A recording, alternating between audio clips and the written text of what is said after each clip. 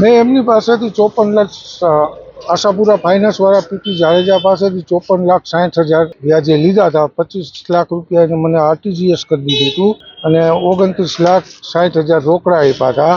પછી દર મહિને 3% લેખે હું એને વ્યાજ આપતો, 1,80,000. 5 મહિના મેં વ્યાજ આપ્યું એને. પછી મને કે તું 1 તારીખે આપી દે પૈસા મને. મેં એની પાસે 22 લીધા હતા, એટલે મારે 22/5 પૂરું થતું હતું. એની બદલે કે મારે 1 તારીખે જોઈ છે, એટલે 1 તારીખની બદલે મેં એને 9 દિવસ મોડા આપ્યા, 10 તારીખે આપ્યા.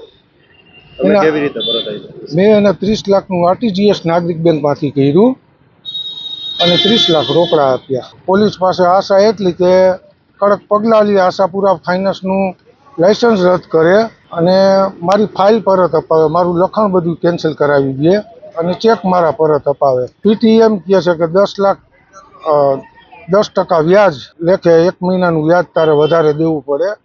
9 દિવસ મેં કીધા પછી મોડા આપ્યા ને એટલે 6 લાખ રૂપિયા વ્યાજ ને પેનલ્ટી લાગશે એ જુદી. એ 5 લાખ 10 લાખ જી લાગે એ પેનલ્ટી. રાજકોટમાં રહેવા નહીં દઉં અને હારાવાજ નહીં રહે.